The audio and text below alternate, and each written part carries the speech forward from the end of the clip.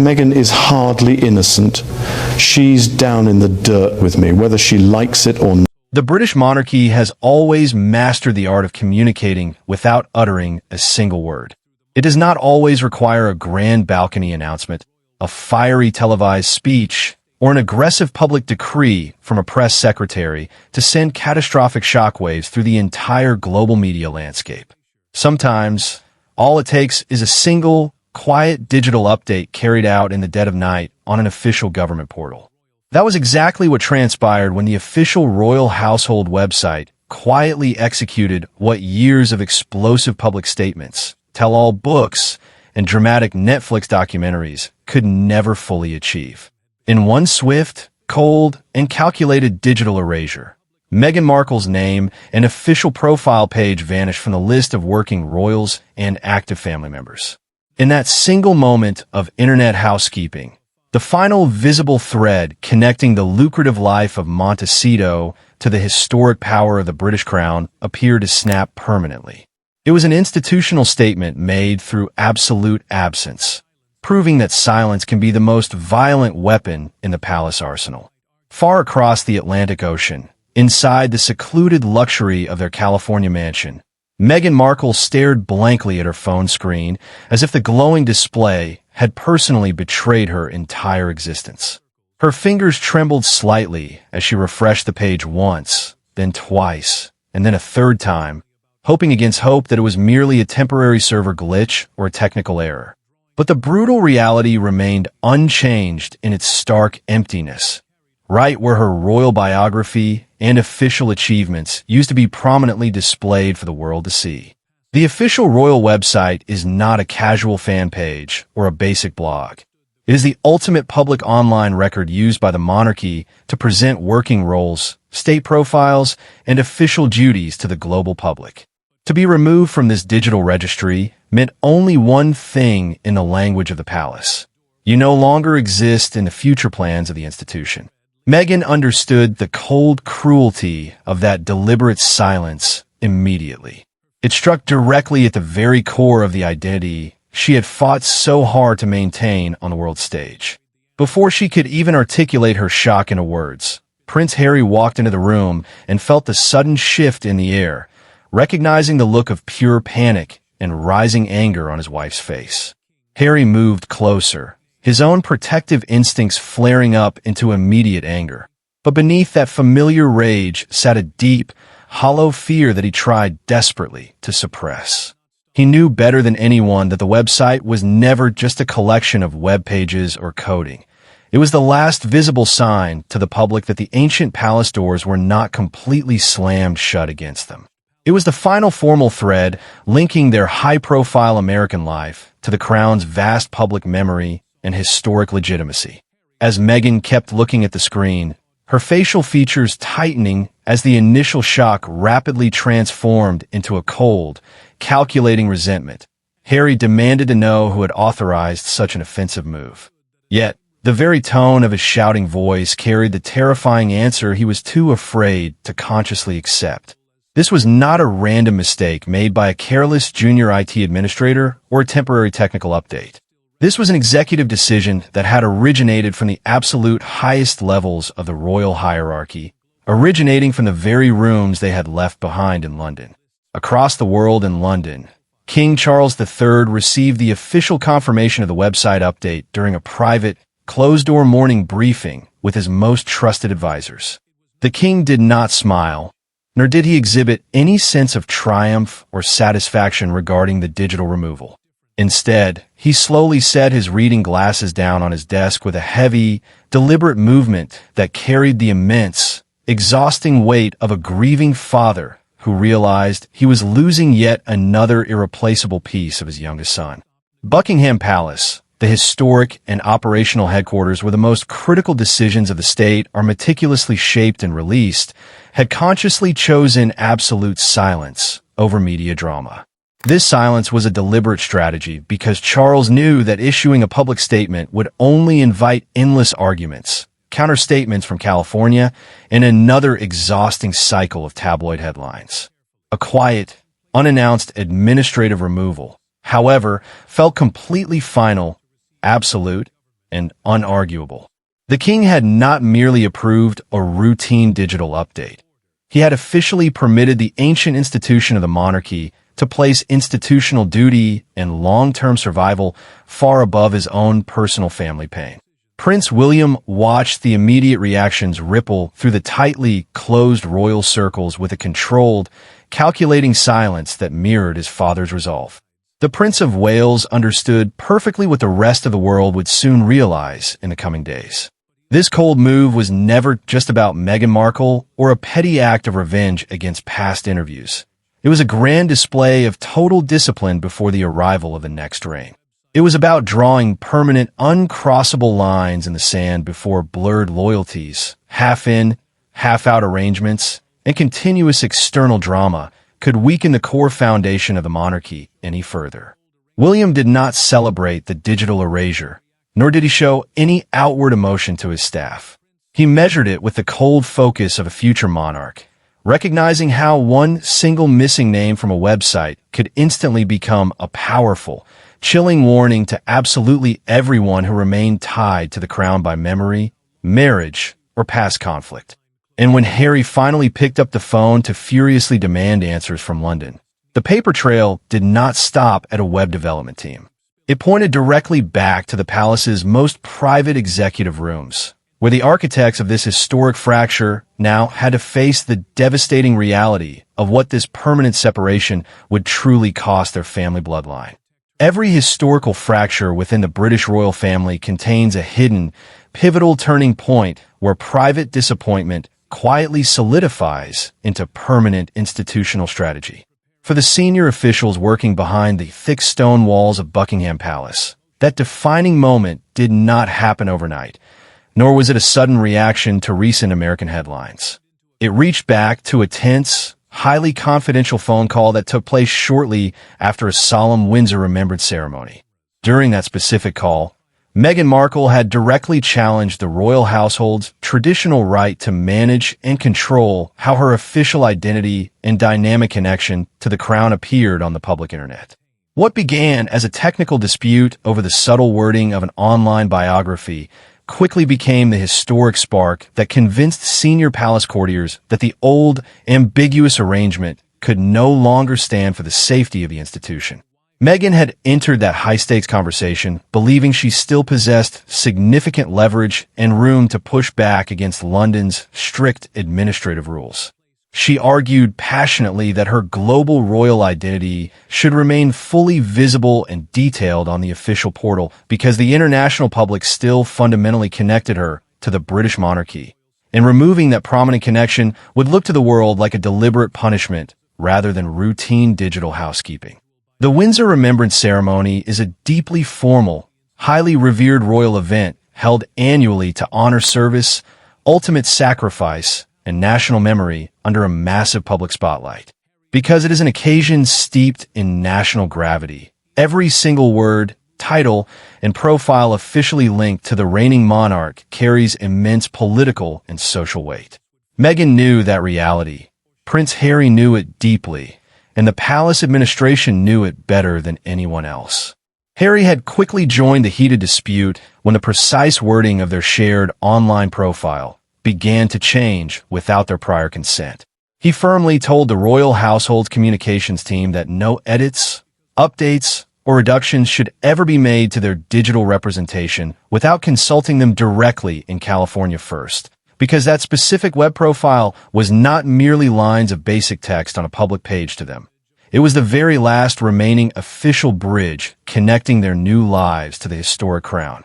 Meghan pressed the exact same point even harder, aggressively insisting that the palace could not quietly diminish her official royal connection behind the scenes, while the institution simultaneously benefited from the historic legacy and global fame that her entry had originally generated. A senior courtier listened to these demands with absolute, icy professional focus, carefully recording every single word of the conversation into a highly confidential briefing note.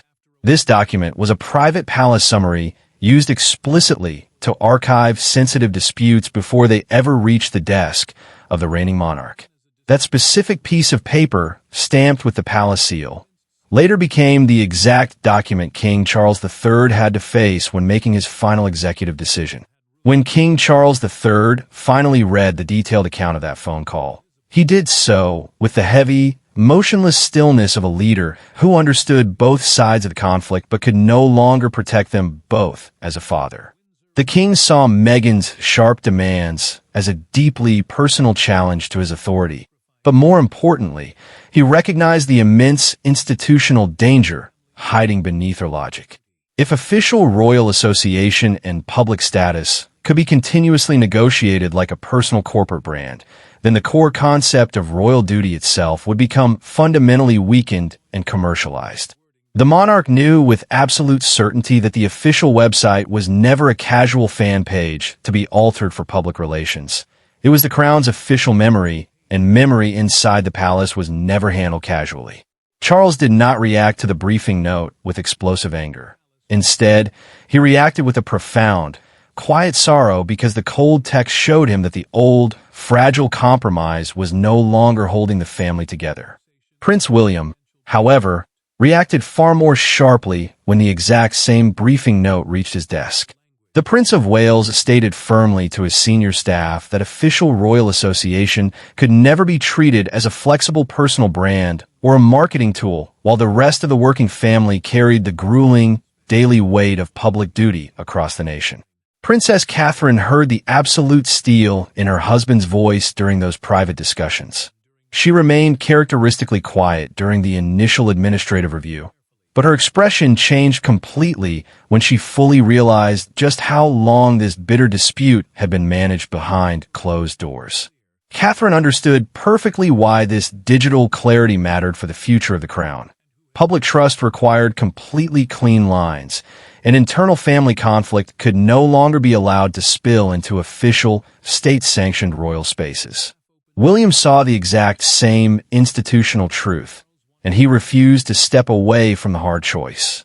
That specific call became the exact historical moment that everyone inside the palace later remembered as the point of no return. Meghan had tried desperately to defend her global place. Harry had tried furiously to protect his wife's voice. Charles had tried to weigh family blood against the survival of the crown. William had pushed unyieldingly for a completely clean administrative line, and Catherine had seen the long-term cost of further delay.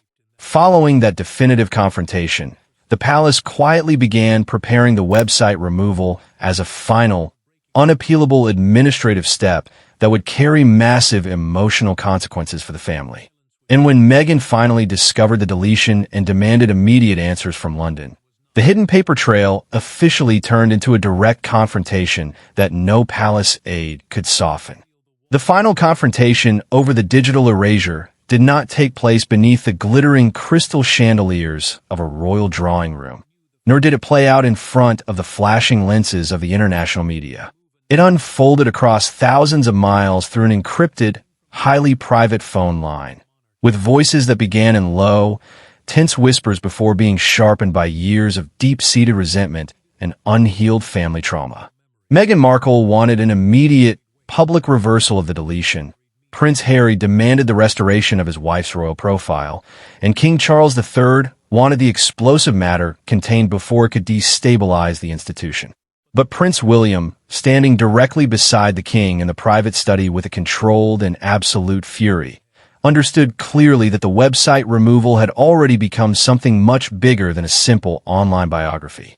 Meghan spoke first during the confrontation, refusing to soften her tone or hide her intense corporate outrage.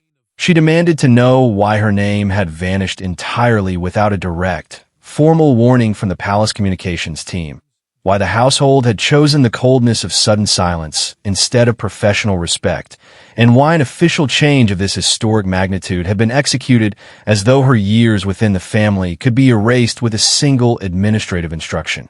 A senior palace representative, speaking with an icy, unyielding tone, explained that the official website was designed to reflect current operational reality and funding status, not personal family histories or past achievements. That distinction mattered immensely because official royal pages are not casual biographies for public relations, They exist solely to inform the public who officially represents the reigning monarch at any given moment. Meghan heard the clinical explanation, but she felt the devastating emotional truth hiding beneath the bureaucratic words. The British monarchy was no longer negotiating with her public image. Prince Harry joined the call with a protective rage burning in his voice, demanding to know the exact identity of the official who had authorized the deletion. When the heavy silence on the line pointed directly upward to the highest offices, his tone shifted from anger to a profound sense of personal betrayal. This was not the work of a random technical team or an administrative oversight. King Charles III had been fully briefed on the matter and had actively permitted the process to reach its final, definitive conclusion. Harry heard absolute rejection in that specific truth, and the institutional wound became entirely personal as he accused the royal household of trying to systematically erase his family from national memory. Charles listened to his son's words with a face deeply marked by exhaustion and emotional strain, choosing every single word with extreme caution because he knew that any statement he made would travel back to California like a physical blow. The king understood the palace's institutional argument perfectly. The separation between working royals and non-working members had to be completely transparent because the British public could no longer be asked to guess who stood inside the circle of constitutional duty and who lived outside it. Every unclear title, every leftover digital profile, and every half-open door had continuously given the media conflict new life. Charles wanted the family warfare contained, but containment no longer felt gentle. It felt like a cold, permanent loss. William spoke to Charles immediately after the high-stakes call ended, and the Prince of Wales did not attempt to hide the absolute steel in his warning. He stated clearly that the monarchy could not continue to reopen its doors or adjust its official records for individuals who chose to live and operate completely outside the boundaries of institutional duty. He understood why Harry was furious, and he recognized why Meghan felt deeply wounded, but he also firmly believed that the crown could not survive if it continued to make endless emotional exceptions for family sentiment. William saw the future of the entire institution being actively shaped in that room. If one name remained on the official register purely for personal comfort, the integrity of the entire system would weaken under the weight of public confusion. Princess Catherine carried that exact same quiet resolve throughout the crisis, but her strength provided the palace with a softer, stabilizing edge. She knew that the monarchy had to appear completely steady, predictable, and focused, rather than sentimental or internally divided, because public trust often depended on simple, clean symbols that the nation could understand at a single glance. Catherine also deeply understood the severe human cost of the decision. She knew that Meghan's removal would cause intense emotional pain, that Harry would view it as an unforgivable rejection, and that Charles would carry the burden as another open wound between a father and his son. Yet, she believed that the monarchy could no longer ask the public to accept emotional fog as royal order. She stood beside William in absolute silence, and that shared silence gave the final decision an unshakable weight. Queen Camilla, watching Charles carry the immense physical burden after the room finally emptied, told him softly that history would not remember how agonizing the choice felt to him personally, but only that he possessed the courage to make it for the survival of the crown. By the following morning, the private emotional pain of the family had officially transformed into a brutal public judgment as the global media chose its own sensational meaning from the missing profile. The international reaction was instantaneous because the symbol itself was incredibly simple to understand. A royal name had been there for years, and then it was suddenly gone. Across Great Britain, smartphone screens lit up with breaking news alerts. Royal commentators sharpened their words for morning broadcasts, and crowds began to pause outside the palace gates as if the stone walls had spoken directly to the nation. What made the historical moment completely unforgettable was not merely the digital update itself, but how easily the world understood its definitive message. Meghan saw the front pages of the London newspapers online before her staff could prepare her for the blow. A major national publication had placed her portrait directly beside an image of a blank royal webpage with a devastating headline, "The Final Cut." The words landed with the finality of an iron door slamming shut forever. A national newspaper front page matters immensely because it turns a private family fracture into an enduring national symbol. Meghan stared at the display in silence, experiencing a deep and immediate sting. She was no longer being discussed as a vulnerable person caught in a complex family dispute, but had officially become the global image of the fracture itself. Harry watched the media coverage with visible frustration, but chose not to release the aggressive counterstatement he had drafted the previous night. He understood the hidden trap waiting inside any immediate public response.